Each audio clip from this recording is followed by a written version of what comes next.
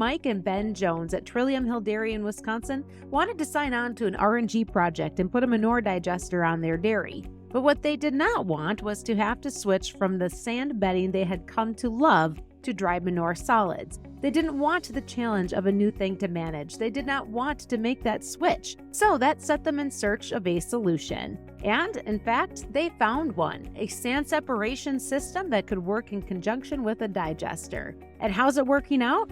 Well, it's been up and running for a year and a half, and we sit down with Mike and Ben to hear how it's going today, right here on the Uplevel Dairy Podcast. This is the podcast for dairy farm owners, managers, and advisors who are committed to profitability, sustainability, and excellence. I'm Peggy Coffeen, and it's my mission to bring you the conversations that will uplevel your skill set and your mindset, so you can be a top performer in the dairy farming business. My first trip to Trillium Hill Dairy was 8 years ago to write an article for the magazine. And so back at that time, they had just expanded from a 400-cow dairy and built a new cross-vent barn to hold 900 cows. Well, on this trip back, a lot of things have changed. They have made investments, and they have also upped their management game, looking for every lever that they can pull to tighter manage their margins and capitalize on efficiencies. So you're going to hear all about that today as well, including a very unique calf barn that's a group housing for bottle-fed calves. Hear more about what's going on at Trillium Hill Dairy on this Uplevel Dairy Podcast. This episode is brought to you by Adisseo. Adisseo is a global leader in animal nutrition and premier provider of rumen-protected methionine for dairy producers who want to optimize milk production and maintain the health of their high-performing herd. And now join me as I sit down in the farm office at Trillium Hill Dairy with Mike and Ben Jones. Catch me up to speed on where you guys are at now. So from 900 cows in that new barn I would have been in 8 years ago, what's changed? So we're milking about 1,900 cows today, a little over 2,200 milking a dry on site, and then put up a calf and heifer barn, a feed center with a grain leg so we could start buying some crops, grain corn directly out of the field, and then added onto the feed pad and came up with a design on that to allow us to discharge 95% of our rainwater off of our feed storage. And then put in a Sternholm sand separator along with a natural gas digester. At what point in time did you know that you wanted to do some sort of RNG digester project? So we got done with our last building project, and we happened to just bump into Jared Williams at a American Dairy Coalition meeting. We really wanted to stay on sand, so we started touring all these various systems, and nothing really... And that's one thing I'll say about Novia, is they said, we'll work with you. If you want to stay on sand, you can stay on sand. If you want to go to fiber. That was one thing, it was how they phrased it. Guys, we're in the lane of making gas, and you're in the lane of doing dairy. We don't want to be in your lane, and you don't want to be in our lane, so we got to both do what's necessary. And work together. Not many guys take that approach. So that sand was a non-negotiable for you. If you were going to do this, that had to be done. Briefly looked at manure solids. Okay. And we didn't see anything we liked. Sternholm had just come to the country, I think January, which is right when we were starting to look and figure out what we needed to do. And they weren't in the country yet running.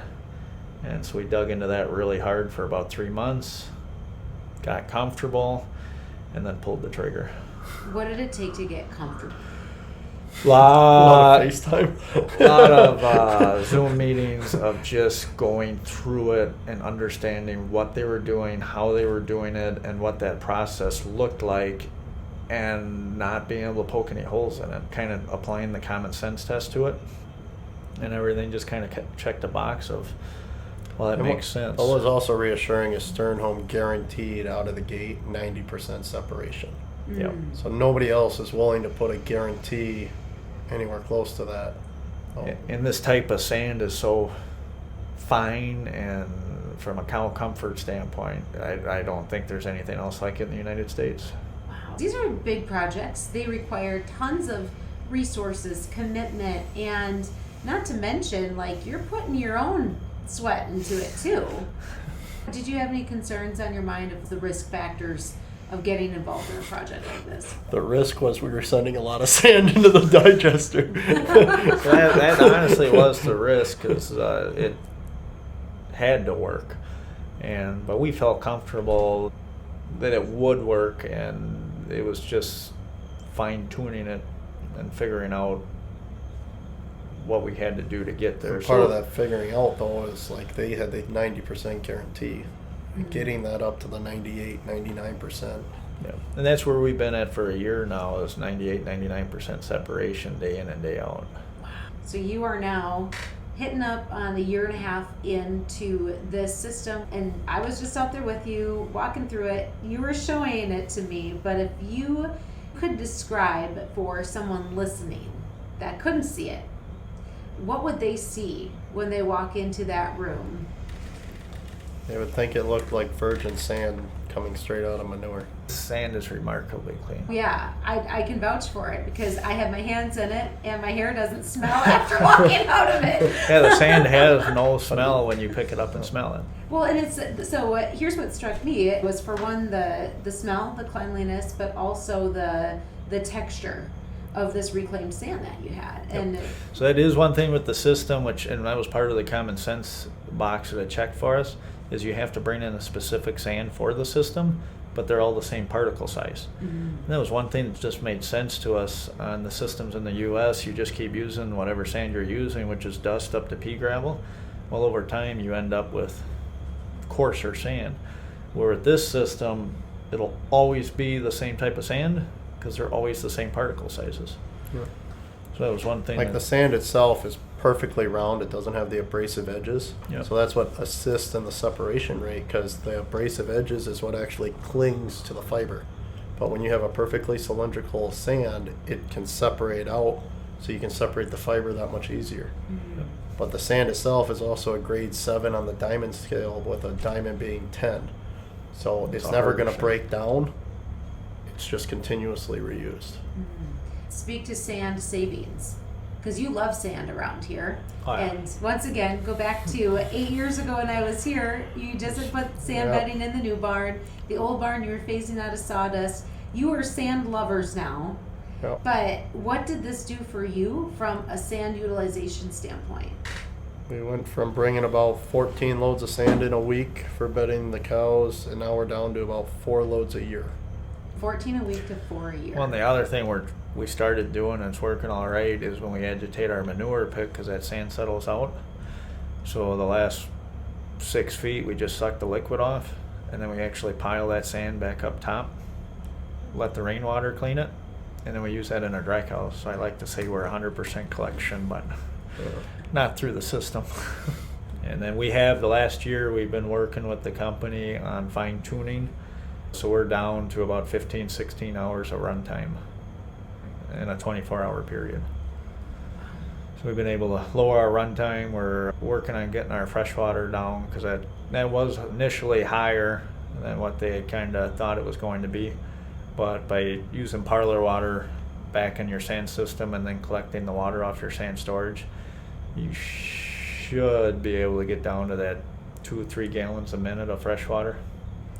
So different things we're still working and tweaking and improving. But the other big thing is, so we've been running for about a year and a half. The maintenance costs are only about $8,000 maintenance for a system that's pumping out about 60 tons of sand a day. Wow. And that's for the year, 8,000. Yep. So you've got things pretty dialed in now, but just like any new tech you add to a dairy, there's always that adaptation period, right? So what were the first couple months like? first 3 months were brutal. Back in tanks, jetting lines, fine tuning, and it was pretty brutal. Yeah. What would have made it easier? Well, not only was it new to the farm, it was new to the country. So I think that There's no brains to pick. Yeah. So you kind of had to. And the reason I say there's no brain, it's not that we couldn't pick the brains of the farmers in Europe, but they feed cows differently. So you have different manure consistency. So sand acts differently in their manure versus ours. So it was truly a different learning curve, because they feed a lot of grasses, just a lot different forage over there. So You wouldn't think that would make a big difference, but it makes enough of a difference where your agitation has to be a little different. Water usage is a little different. Yeah. But you guys were able to figure it out, and you bounce a lot of ideas off of each other, don't you? I mean, you put your two heads together. You guys figure out a lot of stuff between the two of you, don't you? We try to. There's always something new when you wake up in the morning to learn. And that'll be true till the day we die. And you've learned a lot with this system, but something you shared with me earlier too when we were over there looking at it was the perspective of using sand in a digester versus organic matter, and how like it just made so much sense to you, and you had a lot of clarity over that's how we actually gain efficiencies, is by using the sand versus something that contributes to that. When we actually got this system up and running, it's running really well with the digester, and this is just our own hypothesis. We don't have any studies on it, but you start recycling that manure fiber when you bed with solids. The digester only break that down so much, and then it just won't break down anymore. So our thought was that fiber over time will actually just act as dead space in your digester. Well, I like the analogy. It's like a cow's rumen. Yeah. You add straw to a rumen, it's going to slow everything down. You add fiber continuously back to a digester. Digester is really just a large rumen. You're going to slow it down by adding those particulates back continuously, as opposed to a stern home that you're always feeding it with fresh manure. It's a really good system, and I think we're still fine-tuning it a little bit and just improving the water usage is probably the biggest thing, but I think we kind of got that to a point that, I mean, if we can be down at 2-3 gallons of fresh water, that's going to be pretty minimal. But right now, I mean, it's running really well. So I know that there are going to be dairy producers that are listening to what you've shared, and they have had very similar thoughts of, I'd really like to get involved in a digester project, but I don't want to switch from sand. They're all set up for sand. Sand works well. They don't want a whole nother beast to manage or have to learn how to manage. What would you say to that person? Well, one thing we should add about the stern home is we didn't hire anybody to run it. I don't want to say it runs itself, but it'll send you a text if an alarm trips. You can pull it up on your phone, you can pull it up on the computer in the office and check on it and see how it's running. So yeah, But I'd also say the simplicity, like not it's the American way, more horsepower is better, whereas this is more of a European approach. There's only 3 horsepower motors on it. Everything runs slower, everything's simplistic. It self-diagnoses itself, so anybody can really go back there. Hey, look at this, look at that. And it's very simple, it's very clean, it's just a nice working environment. Yeah. Is there anything you would have done differently? We would have taken our parlor water back there. That's one thing that we're doing to reduce water usage, is taking your parlor water back there and using that in the system has cut our run time and really cut down on fresh water. But other than that, no, everything else is pretty well. You wouldn't do anything differently? I can't say we would. So just taking again these 2 big things that you've implemented in the dairy here in the last few years, how does this set you up for your future? Look at what you're doing with the digester and the sand. How does this impact where you see Trillium Hill going in 10? I think it feeds into the sustainability, which seems to be a big topic right now, but it also has to affect the break even. So if you're going to spend money, you got to get a return on it. And to the effect of the break even, I think a lot of guys they focus in on my ladies are producing X amount of pounds, or I grow this amount of bushel of corn, but really that's all irrelevant because it comes down to marginal difference. So whether it's a feed pad, a sand system, a digester, you got to focus on the margin. The margin is the break even. The break even defines what you get to do in the future. So focusing in on the margins truly allows you to define your own future. And I think a lot of things have gone too long in agriculture where the status quo is just done. So everybody else does it that way, and a feed pad is the perfect example of that. Everybody's just so used to everything's pitched one way and that's where the water's going to go, and everybody does it that way, so that's how we're going to do it. So focusing on the margin to define your future, I would say, is the biggest. Well, if you don't spend it, you don't have to make it. Yep. So that seems to be, from a outside looking in perspective, where are the triggers? Like, what are the levers we can pull to save, to become more efficient over here and over here? Yep. And at the end of the day, too, all of the things that you've been talking about, they all lead back to that profitability piece, but also that bigger sustainability picture. It's part of your financial ability and social licensing. Would you say that's true? Yep. I hate the term social licensing, but I think that's where it's all going. She got the point across. I think you're going to, water and the way the whole industry's going, I think you're going to have to.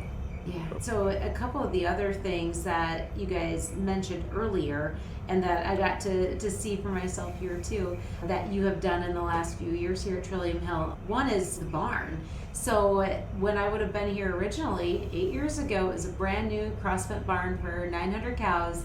And one of the things in the headline of that story was, you built this cross-vent with no baffles. And you've since kicked out both ends of it and expanded it, and still no baffles in the cross-fed barn. But catch us up to speed. If you could rebuild that barn, is there anything you would do differently? So in the original barn, we didn't have any booster fans hanging from the ceiling. And we did add them in this barn just to help. In the middle of the barn, we were losing a little bit of airspeed. So that'd be probably the main thing that we have done differently. The only other thing is the back curb of the stall, maybe raising that 1.5 inches, just to help keep some of the remnants when we're scraping off the back of the curb. Because you have a shallow bed.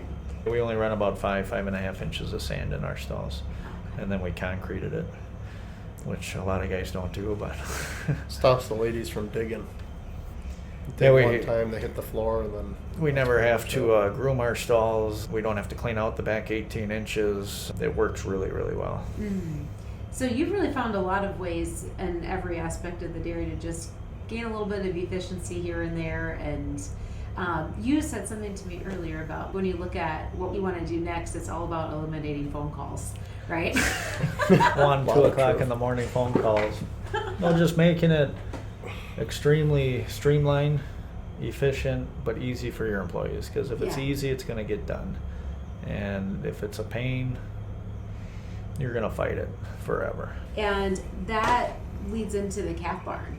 And so we just had taken a look at the new calf barn you built here. And one aspect of that is a really beautiful room on the end for cleaning and where the pasteurizer is, and a nice enclosed and spacious area.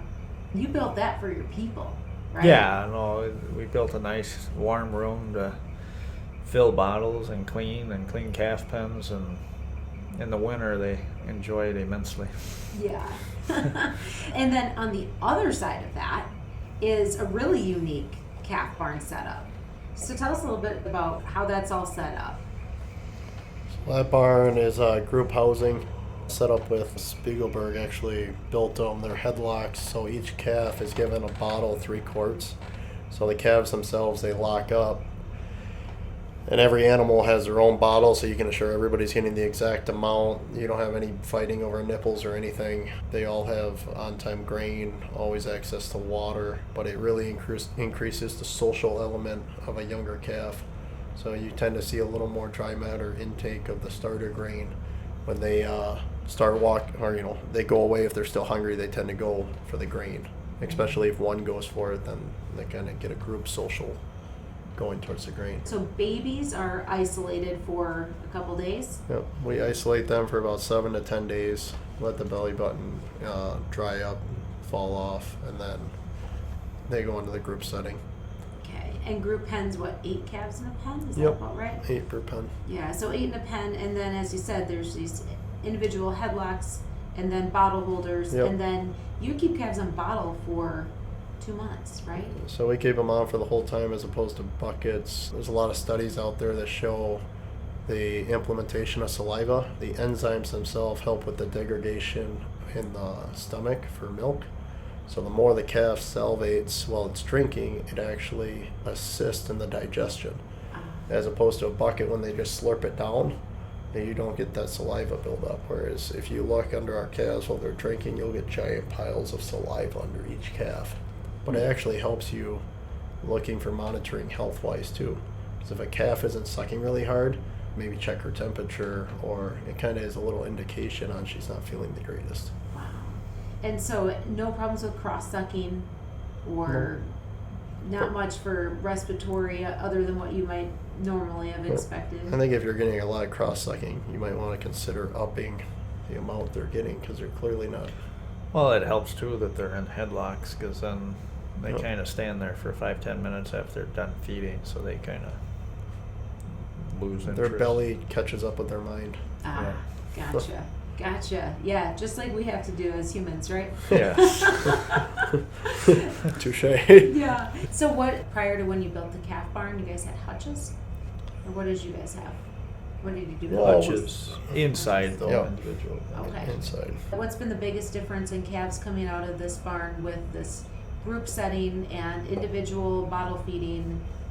Difference-wise, before when they came out of the calf barn, they're kind of out on pasture. So now we kind of control it a little more, where they go out into a lean-to, and then we grow the pen sizes slowly, try to reduce the stress during the transitions. Okay. So they leave that barn, they go out in the lean-to, and then they'll go from groups of 8 in the calf barn up to 16 in the transition pens, and then 16 to 32. Then they hold 32 for about 3.5, 4 months, and then when they're about 5-6 months old, they'll jump up to pens of 50. So how did you know that this was the design that you wanted to go with? Because this is not a traditional calf barn design. Monty Belmer. Monty Belmer, Wall Pond vet, he kind of came up with that design. And we always say what Monty Belmer wants, Monty Belmer gets. Let's just talk about Monty for a moment, because here again, he's been a pretty influential person for this dairy, huh? Oh, yeah. Oh, yeah. Smart guy. He does the nutritional work, all the vet work. Yep. Very influential. Oh, he does a lot of Nutritional like network. vaccination protocols, breeding programs, nutrition. Just a wonderful resource. And he's been a pretty big guidance for you guys, hasn't he? Very big guys. Oh yeah, he's another one that you can bounce ideas off of. And Don't get me wrong, he's got some crazy ideas too. Oh, but they've worked out pretty good for you around Oh, yeah. here. very well, very well. Yeah. So we've kind of walked through a lot of the big changes that you guys have implemented here in the past few years and how they're working out for you.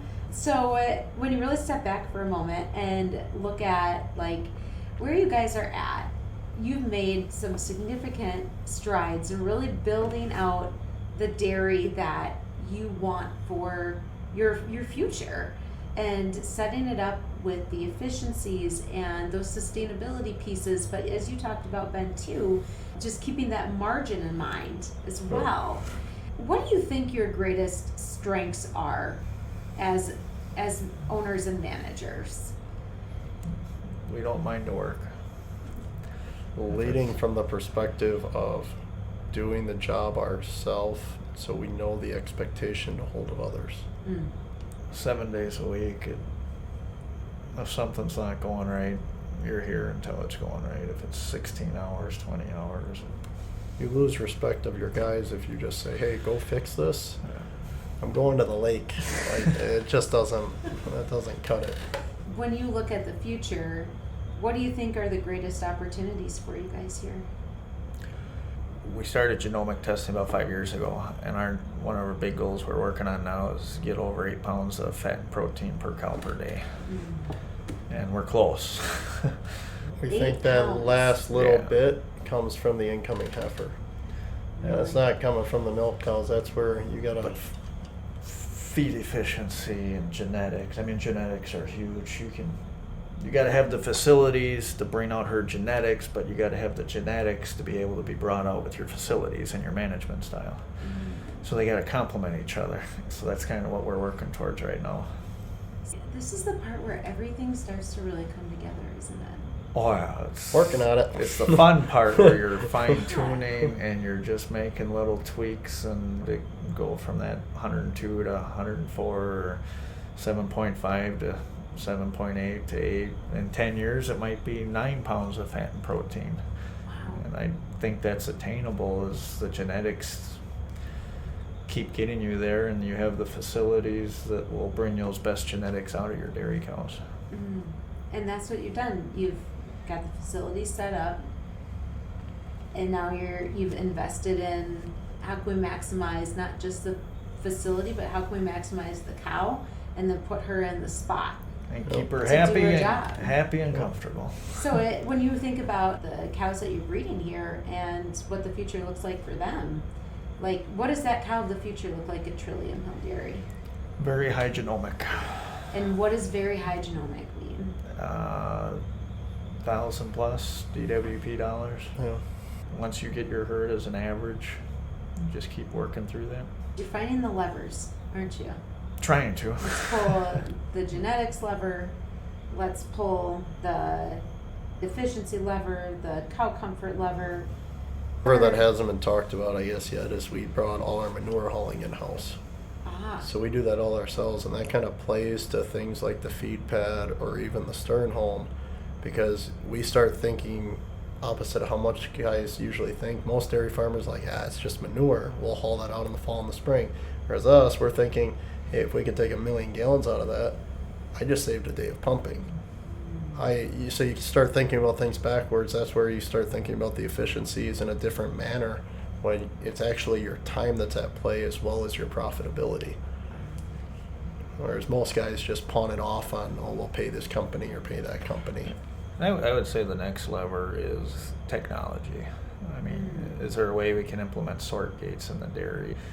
You know, if you implement sort gates, that you can have your cows locked up less, because maybe that's an extra tenth of a pound of fat and protein. If instead of having to lock up entire pens of cows to do shots, stuff like that, how can you bring all this technology that's out there right now and make it work for you? But it not just work for you, it's gotta lower your break even. And if it can do that, it's worth the investment. One thing I was just talking with Monty about just last week is breeding not based on age of animal, but rather body size or weight size. So if you can take the genetic information of the dam and figure out the average body size of her heritage, you breed off of, if you take 2 weights, you should be able to figure the average of that heifer and breed off of what's her median weight in her genetic line, as opposed to just having a fixed median line. So then that would increase your milk pounds coming in on heifers, so you're not feeding a milk cow ration to a heifer that should have been weighted an extra month and a half to be bred. Yeah. So that would pay in the Just long improve run. your average daily gain. As you talk about that, and then going back to something you just said, Mike, even when it comes to lockups or adjusting that individual heifer's date of first breeding and projected calving in, it's the 10th that you're looking at. At the level you're at now, it's the smaller gains that are harder to get, right? What are possible? You're looking at what are the little Tweaks. spaces and the Yep. tweaks.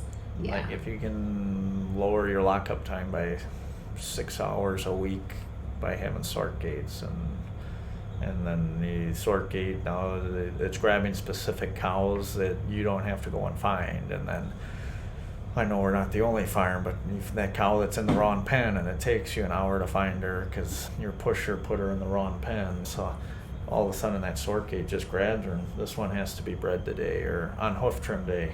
These are the cows that we're going to grab for hoof trimming. Now you don't have a guy out there disturbing the cows when they should be eating, drinking, and resting. They're doing their thing. You got these cows up here for hoof trimming. So just that stuff is, I think, the next lever, if you will. Yeah, but to the effect of technology is implementing something like SCR. Okay. We already have SCR. We implemented that a few years ago, but like now bringing in the sort gates, the SCR takes that management tool, and you can go out in the barn and, hey, this is a list of the 10 cows I need to find, and you're not walking all the pens and disrupting all the animals. You're just focusing in on exactly what's already been tagged. So that's what the future looks like. It's looking at where's the tech that can get you next level, those incremental improvements. Sternholm's a great example. That's tech that was out there that nobody in the U.S. really had any idea was there. Mm. And it's working good for you guys. Well, that's the hardest part, is finding the right technology that complements your management style and your dairy, because some of the stuff we do here won't work on other dairies depending on their management style and their layout, but finding the right tech at the right time to complement your operation. Yeah. Yeah. And you guys are figuring it out. Trying to. Working on it. Oh, well, we've covered the gamut, and it's so cool to see where you guys are at today. And even Stop back in 8 years. We'll see know, what happens. I know. It's gonna be like my 8-year annual. Well, I gotta come back before 8 years. I don't know though. You might not let me back. You might tell me it's gonna be video again. Yeah, she's good. But okay, so one thing I really enjoy doing at the end of a lot of my podcast episodes is I have these 5 questions that I ask people. Oh boy. Here we And go. I call them the Uplevel 5. And so this will be fun. This is where I get to just dig into who you guys, beyond who you are as dairymen. But the first question that I always like to ask is, what does success look like to you? Being able to build something that you have in your mind and then being able to see it happen. That to me is the most exciting thing when I get out of bed in the morning. Success to me is, obviously the last time you were out, you asked me earlier today if I had a family yet. I have 3 kids yet. Success to me is waking up every day and being able to take what Mike was alluding to, implementing something into reality, but not just for yourself, but something that your kids are able to step into, something you're able to work alongside and watch them learn and implement those things along with you. So you guys were pretty successful, huh? So far. Yeah. Long 'Cause road when to you go can yet. see- When you can see what you've done here, and to your point too, and you get to see who you're sharing the future with, Yep. your kids, your family. There's a certain sense of accomplishment when you look at your kid and he sees something and he goes, whoa! It's just every parent, I'm sure, it realizes it or sees it, but I think it's a special thing to be able to build something that encompasses them, and if they want to step into it and help run the farm down the road, I think Mike would agree that that's something unique there that a lot of people don't get to experience. Family business. Do you think you want your kids to be in this business someday? If they want to. It has to be their choice, because it is a lot of work, long hours, so it's honestly a way of life. You hear that a lot, but it's a way of life. So if they want to be, great. If they don't, that's good too. And okay, my next question for you, in 3 words, how do you want to show up each day? Let's get shit done. That's 4, but I'll take it. Well, I want to show up every day motivated, ready to work, with a happy workforce. I was just going to say, showing up with the culture that you've helped define on this farm and the employees that you've implemented for certain roles. It's not work, it's just fun. How do you define your culture here? Family, honestly. Why? In what way? My guys know if they need anything, they call me. I have gotten calls at 1 o'clock in the morning and whatnot, and they know they can call me, no problem, if they need anything. And I know if I need anything, if we're chopping corn, something happens, whatever, they're there to cover, whether it's a milking shift or whatever needs to be done. So it's kind of both ways, but it's a very nice culture when you have that relationship with your employees. So You take care of them and they take care of you. just like cows, the same philosophy. Would you say the same thing or something different? I completely agree. I have nothing to add to that. Yeah, okay, 3 words. Next question. Who are the thought leaders that you follow? Monty Belmer, Kurt Pettick, I would say our father has our father. implemented a lot of ideologies. I think a lot of people look to their parents. I'd say my dad's been one of the big ones. Talk about your dad for a minute. He's not a traditional dairy farmer. He drove the meaning of work ethic into us, and just work is not a bad thing. It's a good thing. It gives you purpose. It gives you a reason to get out of bed in the morning, and then... One of the favorite adages he's always repeated is, it's not the paycheck, it's not the equity, it's sweat equity. Mm-hmm. Sweat equity will define you.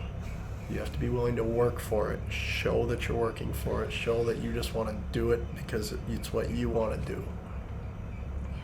Yeah, the success isn't when you get to the top of the mountain.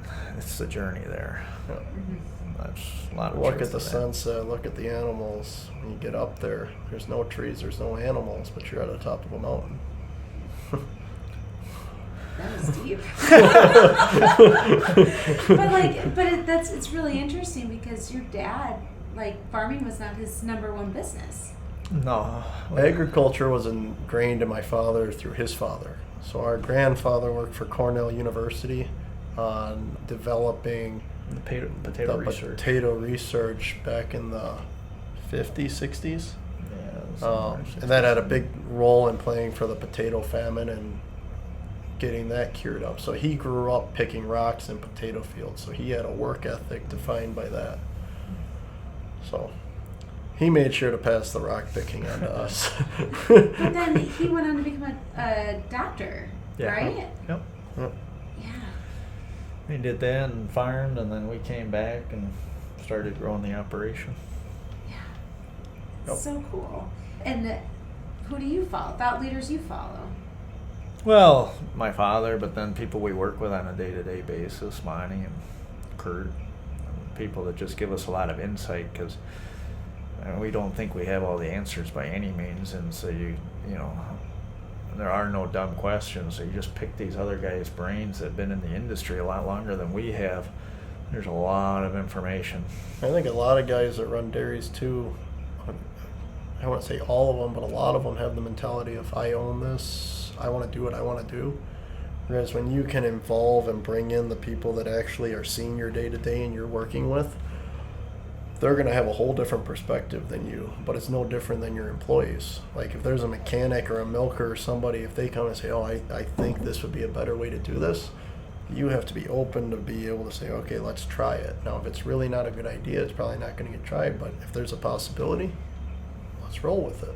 Yeah. So you've really built out a team of employees, but also a team of advisors that you keep pretty close. And I know you talked about Monty before, and then you just mentioned Kurt, and Kurt's your banker, right? Oh, we refer to him more as a partner, though. Yeah. Well, he is invested in the business, right? Yeah. Okay, and words you live by? That's question number 4. Words you live by? Honesty. Yeah, just be honest. Honest and work hard. Those are my 2. We all have the ability to define our own character because our reputation is merely defined by others, where we define that of ourselves. Is that attributed to someone famous? No, I just came up with that. Jeez, you're like, from the highly quotable Ben Jones. I would say character, and that alludes to what Mike said. Yeah. Honesty, integrity, it defines everything because you ultimately have control of that. And defined your culture here too, right? Yep. All right, and my last question for you, I promise this is the last question. What is your next up level? The thing in your life, personally, professionally, that you're looking to take to the next level? It does not have to do with the dairy, but it can.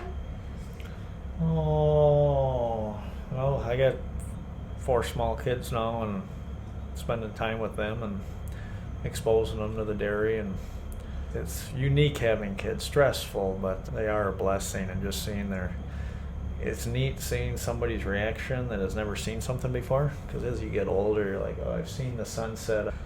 You see stuff and you kind of take it for granted after a while, and you got these little kids that they get so excited over the Just littlest. the silliest little thing.